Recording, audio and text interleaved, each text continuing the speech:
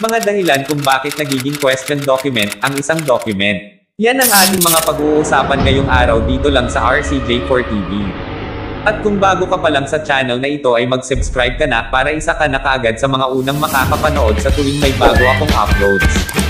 So di na natin ito patatagalin pa at umpisahan na natin. Okay, let's start! Ang question documents mga kaibigan ay minsan na nating napag-usapan dito sa ating mga nakaraang episode. Pero ano nga ba ang pinagkaiba ng documents at ng question documents? Halika't balikan natin sa recap. Pasok po Ma'am RC.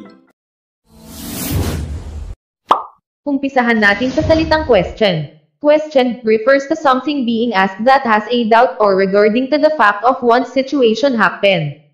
Or feel or express doubt about the one's situation. Ang salitang question mga kaibigan, ay mga tanong na may halong pagdududa, kung baga kaya ito na itanong, dahil meron silang duda, or it's being a part of one investigation. How about the word document? Document is refers to any materials or surface that contains mark, symbol or sign either visible or partially visible or invisible that may presently or ultimately convey a meaning or a message to someone. Ang document mga kaibigan, ay hindi mo lang makikita sa isang papel na may sulat, kundi makikita mo rin ito sa iba't ibang anyo. Halimbawa, nakita mo ang pader na may nakasulat na, bawal umihi dito. Ang nakasulat sa pader ay maaari mong ituring na isang document. Dahil when we say document, it is refers to any materials or surface contain symbol mark or any sign, it classify as document. Back to you Sir RCJ4. Maraming salamat Ma'am RC. So ibig sabihin pala mga kaibigan kung ang question ay mga tanong na may mga pagdududa, ibig sabihin pala ang question document ay mga document na may pagdududa. What I mean is ito yung mga document na hindi pa alam kung tunay ba ito or disputed ba ito. So ibig sabihin ng question document ay mga document na hindi pa fully confirmed kung saan talaga ito nagmula kung kaya ito ay napapabilang muna sa mga hanay ng mga ito. So bakit nga ba nagiging question ang isang documents? Una, nagiging question ang isang documents base sa tagal nito. At ipinapakita sa mga document na ito ang dami at kung ilang beses itong napetsahan. Ipinapakita din na hindi tumutugma sa mga araw at taon kung kailan ito isinulat at ang uri ng writing materials na ginamit dito para magawa ito ay isa din sa malaking factor kung bakit nagiging questionable ang isang dokumento. Pangalawa ay ang mga document na ginamitan ng makina para magawa ito.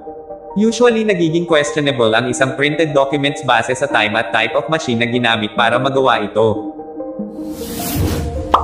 Pangatlo, pwedeng maging questionable ang isang document kung ito ay isinulat lamang ng kung sino. Halimbawa, nagpasulat si Carmen ng speech kay Carla. Ngunit nang mabasa ni Carly na kanilang teacher ang speech na ipinasa ni Carmen ay nalaman niyang hindi si Carmen ang sumulat nito dahil kilala niya ang sulat kamay nito. So kung may isang taong nakakaalam ng inyong sulat kamay mga kaibigan, maaari niyang malaman kung ikaw ba ay nagpagawa sa ibang tao ng isang sulat kung ito ay ipapabasa mo sa kanya. At pang-apat, maaari mong malaman na isang peke ang isang dokumento lalo na kung ginaya ng iba ang pirma mo. Dahil malalaman mong peke ito kung ang pirma na ginaya lamang sa'yo ng kung sino ay hindi accurate na katulad ng sarili mong pirma. And aside from that malalaman mong peke talaga ang isang pirma mo kung alam mong hindi ka talaga nagpirma sa isang dokumento. Next is malalaman mong disputed ang isang dokumento kung ito ay may bahid ng trace simulation.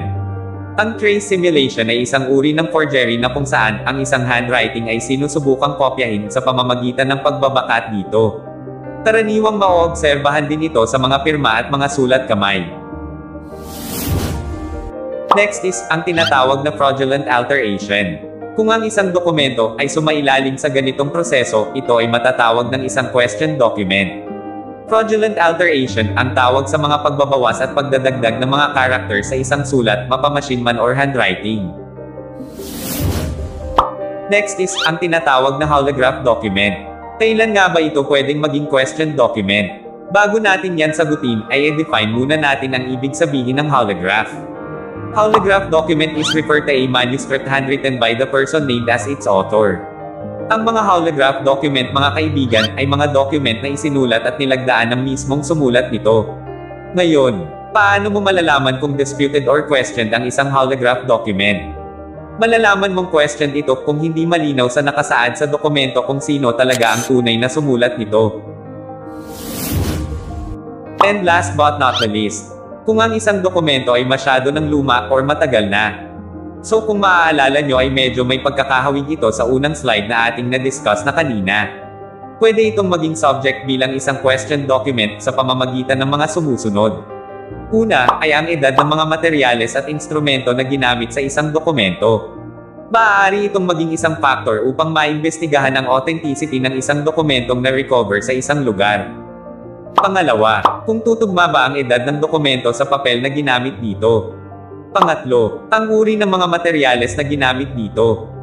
At pang-apat, kung i-compare mo ito sa ibang mga luma ngunit mga genuine documents, ay makikita mo ang ilang mga pagkakaiba-iba ng mga bahagi nito. Ikaw kaibigan, may alam ka pa bang paraan para malaman natin kung ang isang document ba ay questionable? Comment mo naman sa baba at susubukan natin yang talakayin sa susunod na episode.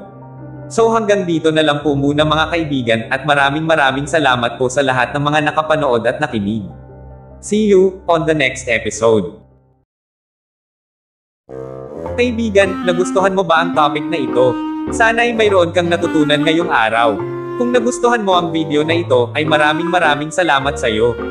Kung gusto mo pa ng mga videos na kagaya nito, ay mag-follow, like at share ka lang sa @RCJ for Educational Vlog upang patuloy kitang ma-notify sa aking mga future uploads. Hanggang dito na lang kaibigan at mag-iingat ka palagi. At maraming salamat ulit sa inyong lahat. God bless at hanggang sa muli.